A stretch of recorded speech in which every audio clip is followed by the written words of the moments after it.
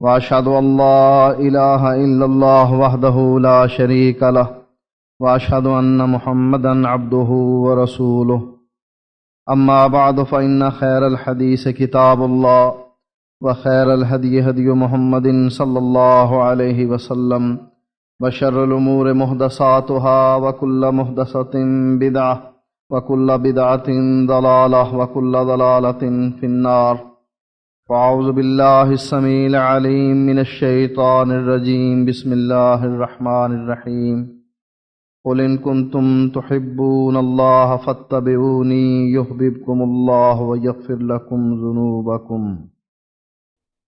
کسی نے سچ کہا کہ الکیس من دان نفسہ وعمل لما بعد الموت، عقل مند اور دانا وہ شخص ہے جو اپنی جان کو، اپنے نفس کو، اپنی خواہشات کو بچا کر رکھتا ہے، اس کو چیک کرتا ہے۔ وعمل لما بعد الموت، اور اس کا عمل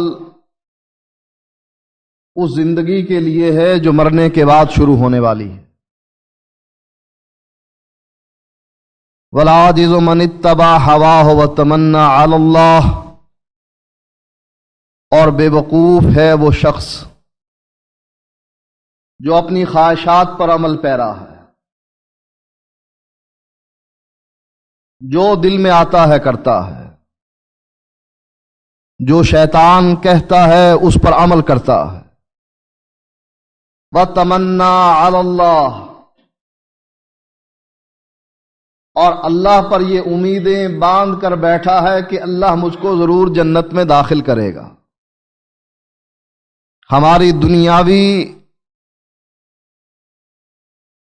اور اخروی زندگی کے درمیان انسان کا مستقل ٹھکانہ جنت یا جہنم۔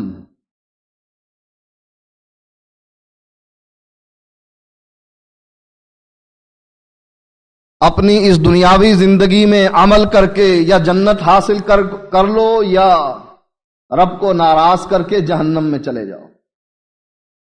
جنت کا راستہ بھی اللہ اور اس کے نبی نے واضح کر دیا۔ قد تبین الرشد من الغی، گمراہی ہدایت سے واضح ہو گئی۔ جہنم کا راستہ بھی اللہ کے نبی نے اور اللہ تعالی نے بیان کر دیا۔ جنت کے راستے کے لیے یہ اصول بتلایا، جیسا کہ قرآن کی جو آیت میں نے آپ کے سامنے تلاوت کی اس میں اللہ تعالیٰ نے بیان فرمایا، قل ان کنتم تحبون اللہ فاتبعونی یحببکم اللہ۔ اے لوگو، اگر تم اللہ سے محبت کرنا چاہتے ہو میری پیروی کرو، یحببکم اللہ، میری پیروی کے بدلے میں اللہ تم سے خود محبت کرے گا۔ وَيَغْفِرْ لَكُمْ ذُنُوبَكُمْ، اور محبت کرنے کے بعد تمہارے گناہوں کو بخش دے گا۔ اور اللہ کے نبی اس راستے کو اس طریقے سے واضح کرتے ہیں، فرماتے ہیں من اطاعنی دخل الجنہ ومن عصانی فقد ابا، جس نے میری پیروی کی وہ جنت میں داخل ہو گیا، اور جس نے میری نافرمانی کی فقد ابا، اس نے جنت میں جانے سے انکار کر دیا۔ نبی اکرم صلی اللہ علیہ وآلہ وسلم کی ذات، جیسا کہ آپ خود فرماتے ہیں محمد فرق بین الناس، آپ نے اپنے بارے میں فرمایا کہ میں لوگوں کے درمیان فرق ہوں گا۔ اس کا معنی کیا ہے؟ جو اللہ کے نبی کے ساتھ ہوا یا اللہ کے نبی اس کے ساتھ ہوئے وہ جنتی ہے، اور جو اللہ کے نبی کے ساتھ نہ ہوا یا اللہ کے نبی اس کے ساتھ نہ ہوئے وہ جہنمی۔ آج کتنے دانا بینا لوگ عمل کرتے ہیں، 5 کی بجائے 6 وقتوں کی نماز پڑھتے ہیں، تہجد گزار بھی ہیں۔ بعض لوگ اشراق کی نماز بھی ادا کرتے ہیں، صرف مہینے کے روزے نہیں، رمضان کے روزے نہیں، بلکہ عام وہ روزے بھی رکھتے ہیں جو اللہ کے نبی اپنی زندگی میں رکھا کرتے تھے، صدقہ و خیرات بھی کرتے ہیں، حج اور عمرے کے لیے بھی تشریف لے جاتے ہیں، لیکن ان کی غلطی کیا ہے؟ ان کی غلطی صرف یہ ہے کہ وہ راستہ محمد الرسول اللہ صلی اللہ علیہ وآلہ وسلم کا نہیں ہے۔ اتنی بدقسمتی کی بات ہے، قیامت کے دن جب وہ کتاب کھول دی جائے گی جس کے بارے میں انسان کہے گا ما لہذا الکتاب لا یغادر صغیرۃ ولا کبیرۃ الا احصاها، اس کتاب کو کیا ہو گیا ہے کہ اس میں میری چھوٹی برائی بڑی برائی ہر ایک چیز درج کی گئی ہے، کچھ بھی نہیں چھوڑا گیا۔ قیامت کے دن جب وہ کتاب کھول دی جائے گی اور انسان سے کہا جائے گا اقرا بنفسک، اس کتاب کو خود پڑھ لو، کیا میرے لکھنے والوں نے تم پر کوئی ظلم کیا ہے؟ لکھنے والے جو تمہارے دائیں اور بائیں بیٹھے ہوئے ہیں، کیا انہوں نے کوئی غلط بات لکھی ہے؟ کیا کوئی تو آج بہانہ پیش کرنا چاہتا ہے؟ لا یا رب، انسان کہے گا اللہ آج کوئی بہانہ ایسا نہیں جو میں تیری عدالت میں پیش کر کے کہہ سکوں کہ تیرے فرشتوں نے غلط لکھا، تیرے فرشتوں نے حق لکھا، ایک ایک بات جو میں نے کی انہوں نے لکھ لی۔ اور اللہ اپنے بندوں پر اتنا مہربان ہے، اپنے فرشتوں سے کہتا ہے میرا بندہ جب نیکی کرنے کا ارادہ کر لے، اے فرشتوں اس کو لکھ لو اس کے نامہ اعمال میں، اس کی نیکیوں میں، لیکن جب میرا بندہ برائی کرنے کا ارادہ کرے، اے میرے فرشتوں اس وقت تک نہ لکھنا جب تک میرا بندہ برائی کا ارتکاب نہ کر لے۔ ما لہذا الکتاب لا یغادر صغیرۃ ولا کبیرۃ الا احصاها، اس کتاب نے ایک ایک چیز لکھ لینی ہے۔ اس لیے اگر کوئی شخص ایک ایسا عمل کرتا ہے جو اس کے نزدیک بڑا حقیر عمل ہے، قیامت کے دن وہ حقیر عمل بھی لایا جائے گا۔ اگر کوئی شخص ظلم کرتا ہے، قیامت کے دن وہ حقیر جو معمولی ظلم ہے وہ بھی لے آیا جائے گا۔ اس دن جب نامہ اعمال اچھال دیے جائیں گے، اڑتے پھریں گے، کسی کے دائیں ہاتھ میں، کسی کے بائیں ہاتھ میں اور کسی کے کمر کے پیچھے سے۔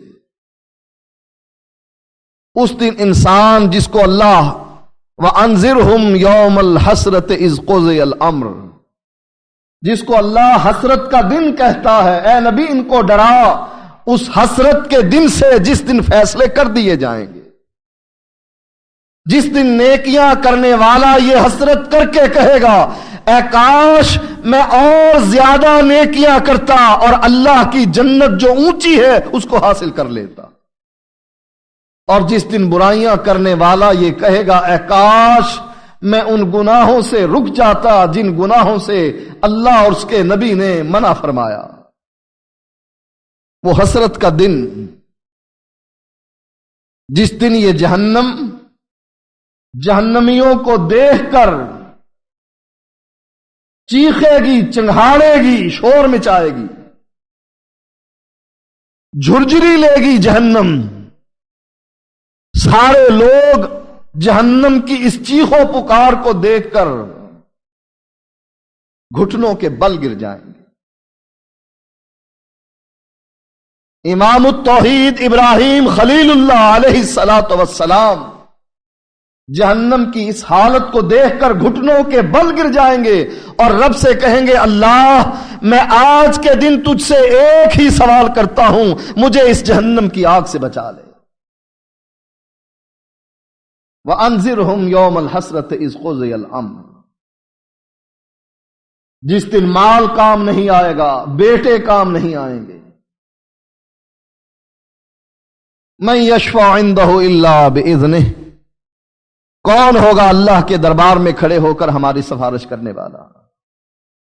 یوم یقوم الروح والملائکۃ صفا لا یتکلمون الا من اذن له الرحمن وقال صوابا، جس دن فرشتے اور فرشتوں کے سردار جبریل صف باندھ کر کھڑے ہوں گے، لا یتکلمون، کسی کی زبان سے ایک حرف تک نہیں نکلے گا، اور اگر کوئی بات بھی کہے گا وقال صوابا، اللہ کی اجازت کے بعد حق بات کہے گا جو اللہ کو پسند ہوگی۔ اس دن اگر نامہ اعمال مل جانے کے بعد انسان اپنے نامہ اعمال میں نماز تو دیکھے، روزہ اور زکوٰۃ تو دیکھے، حج اور عمرہ تو دیکھے، لیکن پتہ یہ لگے کہ یہ طریقہ محمد الرسول اللہ صلی اللہ علیہ وآلہ وسلم کا نہ تھا، سوچئے انسان کتنا شرمندہ ہوگا، کتنا پچھتائے گا، کتنی حسرت کرے گا۔ لوگوں سوچو، اللہ نے تم کو عقل سے نوازا، سوچو نماز پڑھتے ہو، روزہ رکھتے ہو، حج کرتے ہو، عمرے کے لیے جاتے ہو، صدقہ و خیرات کرتے ہو، نیکیاں اکٹھی کرنے کی کوشش کرتے ہو، سوچو کیوں نہیں اللہ کے نبی کے طریقے کو کیوں نہیں اپناتے؟ 5 وقت کی یہ نمازیں بیکار ہیں اگر اللہ کے نبی کے طریقہ نہیں، یہ روزہ بیکار ہے اگر اللہ کے نبی کا طریقہ نہیں،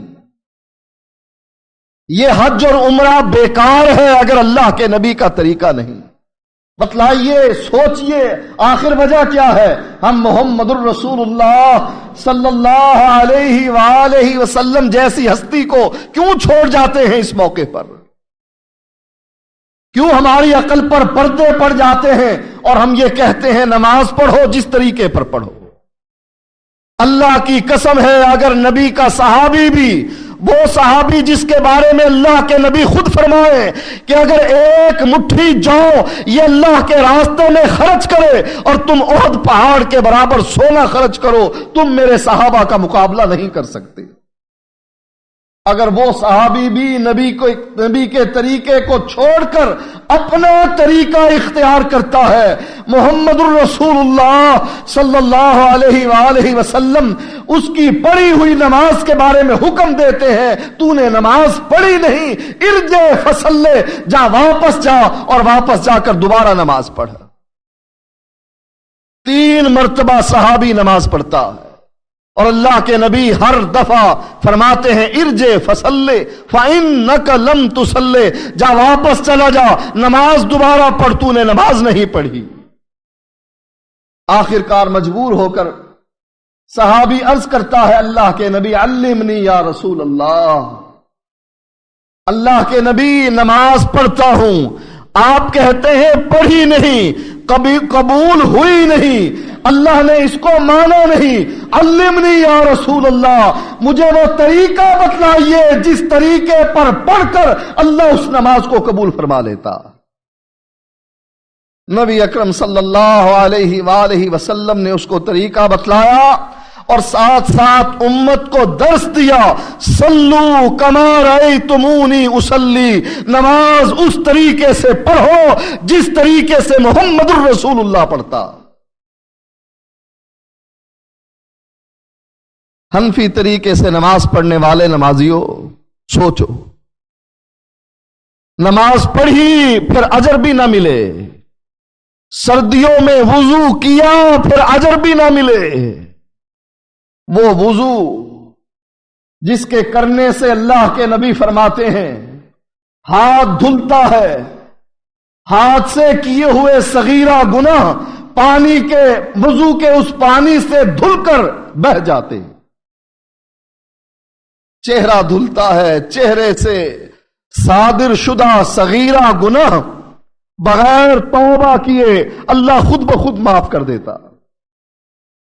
سردیوں میں وضو بھی کیا، گرمیوں میں اور اندھیری راتوں میں مسجدوں کی طرف چل کر گیا بھی صحیح، صبح کو وقت اپنی نیند کو خراب بھی کیا، جب سنا حی علی الصلاۃ حی علی الفلاح اپنے گرم بستر کو چھوڑا بھی صحیح، لیکن قیامت کے دن نامہ اعمال خالی ہو جائے، نامہ اعمال میں کوئی نیکی نہ لکھی جائے، اور جرم صرف یہی ہو کہ اس نے عمل تو کیا لیکن عمل پر محمد الرسول اللہ صلی اللہ علیہ وآلہ وسلم کی مہر نہیں تھی،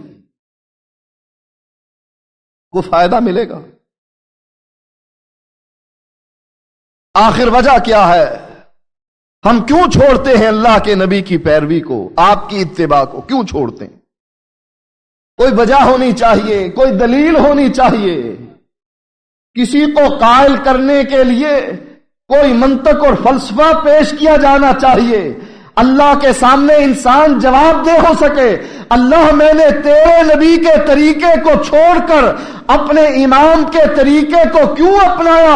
میرے پاس اس کی دلیل یہ تھی، یہ وجہ تھی کہ میں نے تیرے نبی کا طریقہ نہ اپنایا، جس کو تو نے بھیجا میں نے اس نمائندے کے طریقے پر نماز نہ پڑھی بلکہ میں نے اپنی پسند کا نمائندہ بنایا، اس بنانے کی وجہ یہ تھی، اس لیے میں نے اس طریقے پر نماز پڑھی۔ بتاؤ کیا عذر پیش کرو گے قیامت کے دن رب کے سامنے؟ کیا بہانہ تراشو گے؟ کیا دلیل دو گے؟ فلسفے اور منطق کی کیا باتیں کہو گے رب کو؟ کوئی دلیل ہے؟ اللہ کے نبی کو چھوڑنے کی اور امام ابو حنیفہ رحمت اللہ کو اپنانے کی کوئی دلیل ہے؟ یہ تو امام ابو حنیفہ رحمت اللہ علیہ ہیں، حضرت عمر بن عبد العزیز رضی اللہ تعالی، حضرت عمر بن عبد العزیز رحمت اللہ علیہ اور حضرت معاویہ بن سفیان رضی اللہ تعالی عنہ کے بارے میں موازنہ کیا جاتا۔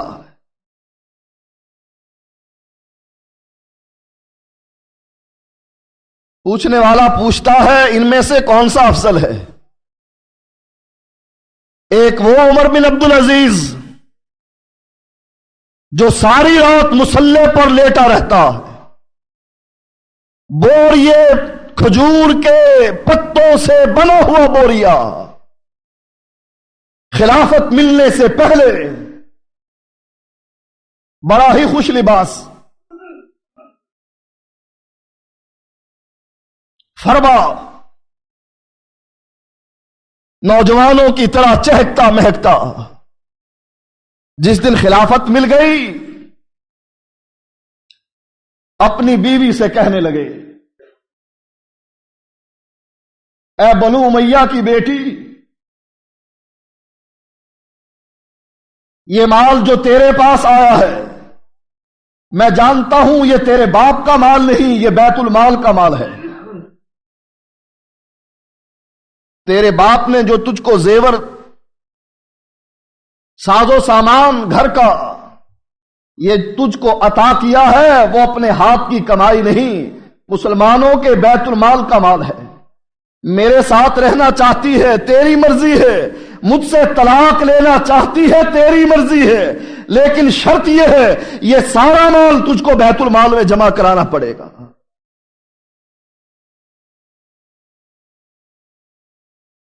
بنو امیہ کے سرداروں کو بلایا اور ان سے کہا کہ یہ زمینیں جو تم کو عطا کی گئی ہیں تمہارا حق نہ تھا، تمہارے بڑے بادشاہ تھے، جب دل میں آتا جاگیر عطا کر دیتے، یہ جاگیریں واپس کر دو، یہ مال واپس کر دو۔ ایک بوڑھا اموی تلملا کر اٹھ بیٹھا،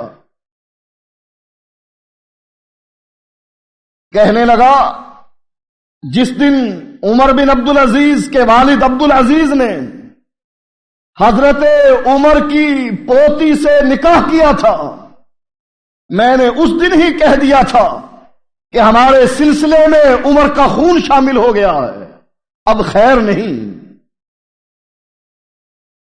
وہ عمر بن عبدالعزیز جو خلافت کے کام کرتے ہوئے وہ چراغ جلاتے جس میں خلافت کے بیت المال سے تیل ڈلتا، اور جب خلافت کا کام چھوڑ دیتے اپنا دیا جلا کر بیٹھ جاتے، کہتے جائز نہیں ہے کہ میں خلافت کے دیے میں بیٹھ کر اپنے گھر کا کام کروں۔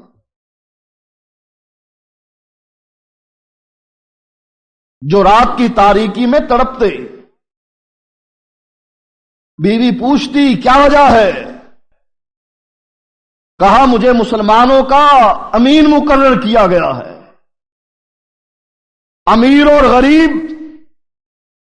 میرے دستے نگر ہیں، مسلمانوں کی اتنی بڑی ریاست کا میں حکمران ہوں، اگر کوئی شخص کہیں رات کو اس حالت میں سویا ہے کہ اس کو رات کا کھانا نہیں ملا، قیامت کے دن عمر بن عبدالعزیز سے پوچھا جائے گا، اے عمر بن عبدالعزیز تیرے دور حکومت میں ایک شخص بھوکا کیوں سویا؟ عبداللہ ابن مبارک سے پوچھا گیا یہ عمر بن عبدالعزیز اور حضرت معاویہ بن ابی سفیان، ان میں سے بہتر کون سا ہے؟ کہا کس کا مقابلہ کرتے ہو؟ ایک طرف صحابی رسول ہے، کاتب وحی ہے، جس کو اللہ کے نبی نے دعا دی کہ اللہ اس کو ہدایت والا بنا، جس کے بارے میں فرمایا اللہ اس کے ذریعے سے لوگوں کو ہدایت ملے، بردبار ہے، اور دوسری طرف مسلمانوں کا غم رکھنے والا، جس کو خلیفہ راشد میں جس کی خلافت کو خلافت راشدہ میں شمار کیا جاتا، کہا کس کا موازنہ کرتے ہو؟ کہا مٹی کے وہ ذرات جو نبی کی معیت میں کسی صحابی کے ناک میں داخل ہوتی ہے، کوئی شخص اس صحابی کے ناک میں داخل ہونے والی مٹی کے ان ذرات کا بھی مقابلہ نہیں کر سکتا۔ یہ مقام ہے نبی کے صحابہ کا۔ اگر کوئی شخص نبی کو چھوڑے، نبی کے کسی صحابی کی پیروی کرے، اللہ کی قسم ہے وہ اسی طریقے سے گمراہ ہے جو دوسروں کی پیروی کرنے والا گمراہ۔ کیوں؟ اللہ نے اس نبوت کے دروازے کو محمد الرسول اللہ پر بند کر دیا۔ نبی اکرم صلی اللہ علیہ وآلہ وسلم نے فرمایا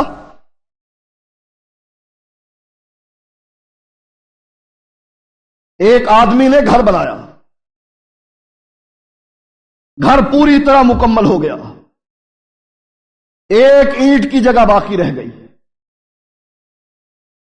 لوگ اس گھر کو دیکھنے کے لیے آتے ہیں، اس کی تعریفیں کرتے ہیں، لیکن جب دیکھتے ہیں کہ ایک اینٹ کی جگہ خالی بچی ہے، تعجب کرتے ہیں کہ اتنے بہترین گھر میں یہ اینٹ کی ایک جگہ خالی کیوں نہ چھوڑی گئی؟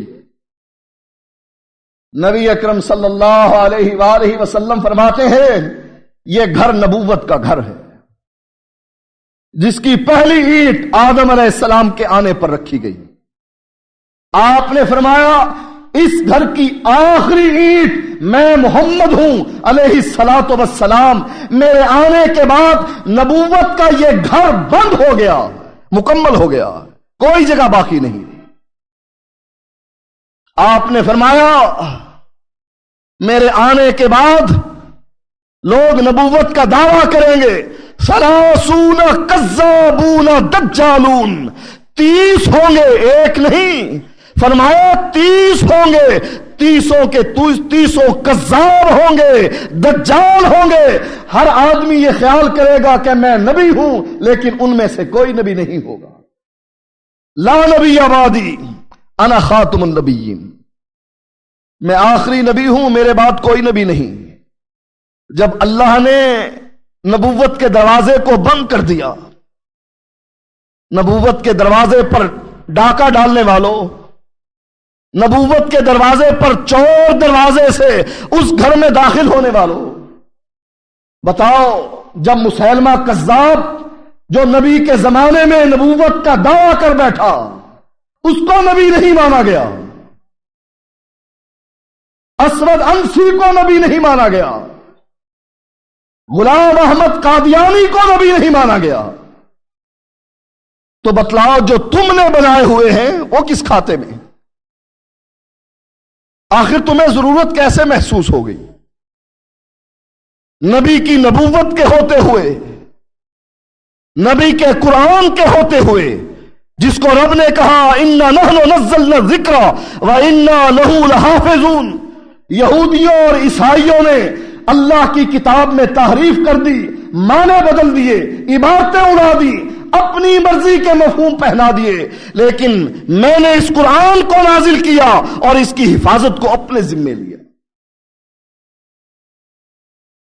لوگوں کے سینوں میں 30 کے 30 پارے محفوظ کر دیے۔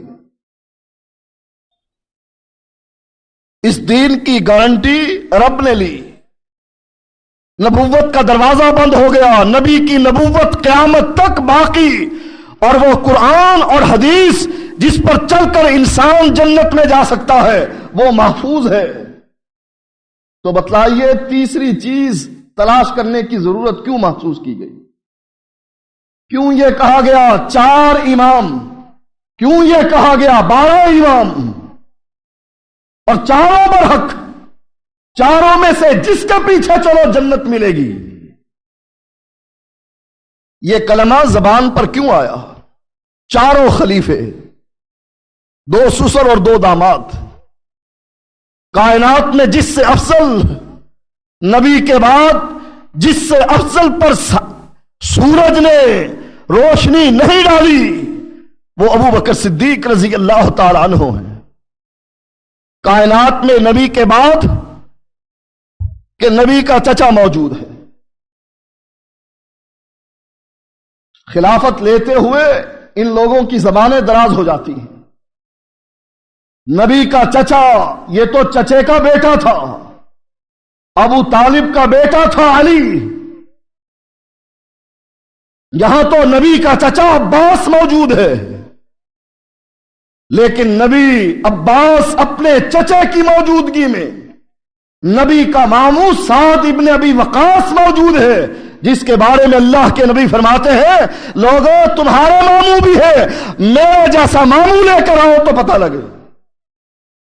جس کے بارے میں اللہ کے نبی فرماتے ہیں کائنات میں ایک ہی ہستی تھی، لوگ اللہ کے نبی سے کہتے تھے اے اللہ کے نبی تجھ پر میرے ماں باپ قربان ہو جائیں۔ ایک ہی ہستی تھی کائنات میں، حضرت سعد، جس کے بارے میں نبی فرماتے ہیں اے سعد تیر چلا تجھ پر میرے ماں باپ قربان ہو جائیں۔ نبی کے ننیال والے بھی موجود تھے، لیکن جب نماز پڑھانے کا وقت آیا فرمایا مروا ابا بکر فلیصلی بالناس۔ نبی کا چچا عباس موجود ہے، نبی کا ماموں سعد موجود ہے، یہ تو نبی کے چچا کا بیٹا علی تھا، کیوں نہیں کہا نبی کے چچا زاد ابن عباس سے، کیوں نہیں کہا جاؤ امامت کرواؤ؟ اپنے باپ عباس سے کہو جاؤ مصلی پر چڑھو، علی تم چڑھ جاؤ، اپنے بھائیوں کو کہو کہ وہ امامت کرائیں، فرمایا نہیں فلیصلی بالناس۔ کون؟ ابو بکر۔ 4 امام برحق اور ابو بکر تھا، 4 امام برحق، نبی کا داماد ذوالنورین، ایک نہیں 2 بیٹیوں کا خامند۔ اور کائنات میں اگر یہ فضیلت ملی ہے کسی کو کہ جس کے گھر میں 2 بیٹیاں ہو وہ عثمان بن عفان رضی اللہ تعالیٰ عنہ۔ خلافت علی کا حق ہے اس لیے کہ نبی کی بیٹی فاطمہ کا شوہر ہے، اور یہ عثمان نبی کی بیٹی رقیہ کا شوہر ہے، اور اس کے مرنے پر ام کلثوم کا شوہر ہے، ذوالنورین۔ اور جس کے بارے میں اللہ کے نبی فرماتے ہیں من جہز جیش الاسرہ فلہ الجنہ، جو آدمی اس لشکر کو تیار کرتا ہے جس کے پاس سامان نہیں ہے، فلاح الجنہ، میں اس کو جنت کی خوشخبری دیتا ہوں۔ حضرت عثمان نے اس موقع پر بہت کچھ دیا۔ آخری مرتبہ 1000 سونے کے دینار اٹھا کر لائے اور نبی کی گودی میں ڈال دیے۔ اللہ کے نبی ان دیناروں کو اچھال رہے ہیں اور کہہ رہے ہیں اللہ میں عثمان سے خوش ہو گیا، تو بھی عثمان سے خوش ہو جا۔ اس موقع پر فرمایا ما ضر عثمان ما عمل بعد اليوم، عثمان آج کے بعد کوئی عمل تجھ کو کوئی نقصان نہیں پہنچائے گا، رب نے مجھ سے وعدہ کر لیا تجھ کو جنت میں ضرور داخل کرے گا۔ ایک شخص سے کہنے لگے یہ کنواں مجھ کو دے دے، اس کے بدلے میں جنت لے لے۔ صحابی کہنے لگا اللہ کے نبی یہ کنواں دے تو دوں، میرے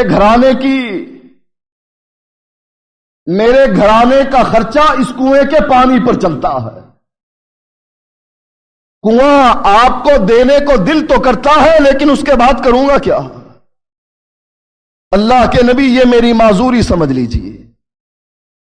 حضرت عثمان رضی اللہ تعالیٰ عنہ کو پتہ لگا،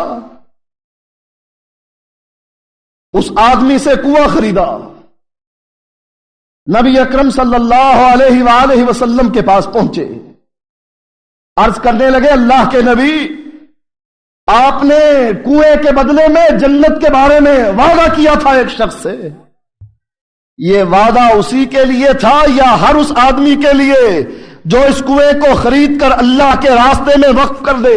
فرمایا عثمان یہ ہر اس آدمی کے لیے وعدہ ہے جو آدمی اس کنویں کو خرید کر مسلمانوں کے لیے وقف کرتا ہے، اس کے لیے جنت ہے۔ کہنے لگے اللہ کے نبی پھر مجھ سے بھی وعدہ کر لیجئے، میں نے اس کنویں کو خرید کر مسلمانوں کے لیے وقف کر دیا۔ عثمان ذو النورین بڑے پیٹتے ہیں محرم کے دنوں میں، اور سنی ان کے ساتھ شریک ہو جاتے ہیں، ہاں ہم بھی تمہارے غم میں شریک ہیں، ہمیں بھی خوشیاں نہیں کرنی، ہم نے بھی نکاح نہیں کرنے، ہم نے بھی منگنیاں نہیں کرنی، محرم کا مہینہ گزرے گا پھر بینڈ باجے لے کر آئیں گے، خوشیاں منائیں گے ربیع الاول میں نبی کی وفات پر، ابو بکر کی وفات پر، عثمان کی وفات پر، طلحہ زبیر کی وفات پر، عبداللہ بن رواحہ کی وفات پر، جعفر طیار کی وفات پر، زید بن حارثہ کی وفات پر، ان 70 صحابہ کی وفات پر جن کو کنویں پر لے جا کر شہید کر دیا گیا، ان 10 صحابہ کی وفات پر، بدریوں کی وفات پر، احد والوں کی وفات پر، خندق والوں کی وفات پر، فتح مکہ والوں کی وفات پر۔ محرم گزرنے دو ذرا، وہ کنواں جو عثمان نے اپنے مال سے لے کر مسلمانوں کے لیے وقف کیا، حضرت عثمان اس کنویں کا پانی نہ پی سکے۔ سبائیوں نے آپ کے گھر کا محاصرہ کر لیا، نبی کی بیوی ام سلمہ کھانا لے کر عثمان کے گھر پہنچی، سبائیوں نے کھانا اپنی ماں کو اندر جانے کی اجازت نہیں دی کہ کھانا عثمان تک پہنچے۔ حضرت علی نے حضرت حسن اور حسین کو دروازے پر کھڑا کر دیا، پہرا دو عثمان کا۔ اور حضرت عثمان کو جب پتہ لگا کہ یہ لوگ میری موت کے علاوہ کسی چیز پر تیار نہ ہوں گے، وہ جوڑا زیب تن کیا جو اس سے پہلے نہ پہنا تھا، غسل کیا اور قرآن کی تلاوت کرنا شروع کر دی۔ وہ عثمان جنہوں نے اپنے مال سے مسجد نبوی کی توسیع کی تھی، حضرت عثمان کو اس مسجد میں نماز پڑھنے کی اجازت نہ تھی۔ اس کی مظلومیت نظر نہیں آتی تم کو؟ 2 3 دن کی چھٹیاں ہوتی ہیں، کیوں؟ نبی کا نواسہ شہید ہوا، اور نبی کا وہ داماد جو ذو النورین تھا جس کو ان سبائیوں نے شہید کیا وہ نظر نہیں آتا، اس کی شہادت نظر نہیں آتی۔ اور سنیو تم کو کہتا ہوں، تمہاری غیرت کو کیا ہوتا ہے؟ محرم کے دنوں میں نواسہ رسول تو یاد ہے، نبی کے سسر ابو بکر اور عمر یاد نہیں ہے، نبی کے داماد عثمان و علی یاد نہیں ہے، ان کی وفات پر تم غمزدہ نہیں ہوتے۔ 4 امام برحق، نہ ابو بکر برحق، نہ عمر برحق، نہ عثمان برحق، نہ علی برحق رضوان اللہ علیہم اجمعین۔ ان کو کیوں نہ اپنایا؟ ان کی اتباع کیوں نہ کی؟ ان کی تقلید کیوں نہ کی نبی کے بعد؟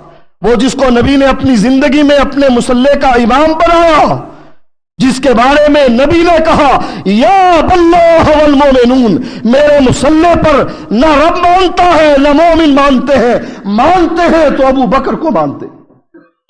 اپنی زندگی میں نبی نے جس کو اپنے مصلی کا امام بنایا، ہم نے اس کو امام نہ بنایا، امام اعظم امام ابو حنیفہ کو بنایا۔ کیا جواب دو گے قیامت کے دن رب کو؟ کیا دلیل پیش کرو گے رب کے سامنے کہ ہم نے امام ابو حنیفہ کو کیوں چنا؟ کیا امام ابو حنیفہ رحمت اللہ علیہ صحابی ہے، بدری ہے، احد والے ہیں، جنگ خندق والے ہیں، فتح مکہ والے ہیں؟ کیا امام ابو حنیفہ نے ان ہستیوں کا دیدار کیا ہے جس کے بارے میں اللہ کے نبی فرماتے ہیں مر رعانی اور مر رعانی، جس نے مجھ کو دیکھا یا جس نے میرے صحابی کو دیکھا اللہ نے اس پر جہنم کی آگ کو حرام کر دیا۔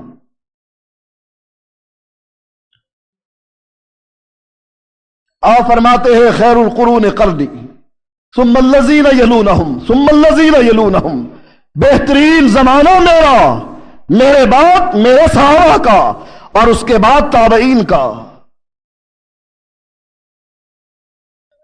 بہترین زمانے گزر گئے، نبی کے سسر کا زمانہ بھی گزرا، داماد کا زمانہ بھی گزرا، خلافت راشدہ بھی گزری، بنو امیہ اور بنو عباس کا دور بھی گزرا۔ ان زمانوں میں نہ خلفاء راشدہ کا انتخاب کیا گیا، نہ کسی صحابی کا انتخاب کیا گیا، نہ کسی تابعی کا۔ بعد میں جا کر چار چن لیے، ہمارے چار ہیں، چاروں برحق، اور اللہ کہتا ہے ایک برحق کوئی بھی برحق نہیں، اور برحق وہ ہے جس کو میں نے بھیجا، اور جو اس کا مقابلہ کسی غیر سے کرے گا وہ برحق نہیں، وہ جہنم کا ایندھن بنے گا۔ کیا اللہ کے نبی نے ہم سے کوئی پوچھے تم اللہ کے نبی کی صرف اللہ کے نبی کی پیروی کا درس کیوں دیتے ہو؟ صرف اللہ کی وحدانیت کا درس کیوں دیتے ہو؟ ہم دلیل دیتے ہیں قرآن سے، حدیث سے، ایاک نعبد و ایاک نستعین، اللہ تیری ہی عبادت کرتے ہیں، تیرے علاوہ کسی کی بھی عبادت نہیں کرتے۔ صرف اللہ کے نبی کی اتباع کا حکم کیوں دیتے ہو؟ باقی لوگوں کو شریک کیوں نہیں کرتے؟ اس لیے نہیں کرتے کہ رب قرآن میں کہتا ہے اتباع کرو اس کی ما انزل الیکم من ربکم، جو تمہارے رب کی طرف سے تمہارے نبی پر اترا ہے اس کی اتباع کرو، ولا تتبعوا من دونہ اولیاء، اور نبی کے علاوہ کسی ولی کی بات نہ مانو۔ ہمارے پاس دلیل ہے۔ کیوں ہم دو ہستیوں کا پرچار کرتے ہیں؟ ہر جمعے ہمارا یہی درس ہے، اللہ کی توحید، نبی کی رسالت، تیسری کوئی چیز نہیں۔ کوئی ولی ہوگا اپنے گھر میں، کوئی امام ہوگا اپنے گھر میں ہوگا، اس نے عمل کیا، اللہ اس کے عمل کا بہترین بدلہ اس کو عطا فرمائے گا۔ لیکن ہمارے لیے دو ہستیوں کے علاوہ تیسری کوئی ہستی نہیں، دو چیزوں کے علاوہ تیسری کوئی چیز نہیں، ایک قرآن ایک حدیث۔ تو تیسری سنبھالتا پھر قیامت کے دن کیا جواب دے؟ اس پر سوچ۔ وہ وقت آنے والا ہے، اس وقت کے آنے سے پہلے لوگوں اپنے عقیدے کو درست کر لو۔ لوگوں یہ دعوت کتنی بھلی دعوت ہے، یہ دعوت کتنی عظیم دعوت ہے، اللہ اور اس کا نبی تیسری کوئی بات ہی نہیں۔ تو چلا چکر ولی کا، امام کا، بزرگ کا، کتب کا، ابدال کا، یہ سلسلے کوئی رکنے والے ہیں؟ کہاں تک چلاؤ گے؟ جتنے بڑھاؤ گے بڑھتے چلے جائیں گے، اگر اس کو ختم کرو گے دروازے کو بند کر دو، جیسے اللہ نے نبوت کے دروازے کو بند کر دیا تو بھی اپنے دل کے دروازے کو بند کر لے۔ دو ہستیاں دل میں داخل ہو جائیں، کلمہ پڑھ کر اشہد ان لا الہ الا اللہ واشہد ان محمد رسول اللہ. اگر گنجائش ہوتی رب کلمے میں تیسرا نام رکھ دیتا، علی ولی اللہ وصی رسول اللہ و خلیفۃ بلا فصل. یہاں کلمے میں جب گنجائش نہ تھی، فرمایا یہ کلمہ جو پڑھے گا، اللہ کے نبی نے وعدہ کیا جو یہ کلمہ پڑھے گا اس کے لیے جنت ہے. میرے چچا ابو طالب نے نہ پڑھا، اس کے لیے جہنم. کلمے میں دو ہستیاں، کیسے سمجھاؤں؟ کلمے میں بھی دو ہستیاں، اللہ اور اس کے نبی کی ہستی، تیسری ہستی کوئی نہیں. تجھے کیسے سمجھ آئے گی اس مسئلے کی؟ سوچ، موت آنے والی ہے، موت کے بعد پھر قیامت کے دن حسرت پر انداز میں تو یہ کہے اے کاش اتخذت مع الرسول سبیلا، اے کاش میں رسول کا راستہ اختیار کرتا. اس وقت اس کہنے کا کوئی فائدہ نہ ہوگا. ابھی وقت ہے. نماز پڑھتا ہے لیکن محمدی طریقے پر پڑھ، روزہ رکھتا ہے محمدی طریقے کا رکھ، حج کرتا ہے محمدی طریقے پر کر، اس لیے کہ محمد الرسول اللہ تیرے بنائے ہوئے سارے ائمہ میں سب سے افضل، سارے صحابہ میں افضل، سارے انبیاء میں افضل، کائنات میں فرشتوں سے افضل، مخلوق میں سب سے افضل محمد الرسول اللہ. کیا وجہ ہے اس کا طریقہ کیوں نہیں اپناتا؟ اپنے دل کو کیسے مطمئن کرتا ہے؟ اور قیامت کے دن کیا جواب سوچ رکھا ہے رب کو دینے کے لیے؟ سوچ، غور و فکر کر اپنے اس طرز پر. یہ آخرت کا سوال ہے، جنت اور جہنم کا سوال ہے. اگر عقیدہ صحیح کر لے گا جنت ملے گی، اور عقیدہ غلط لے کر گیا چاہے کتنا بڑا کیوں نہ ہو دنیا میں، اللہ کے عذاب سے تجھے کوئی بچا نہ سکے گا. وآخر دعوانا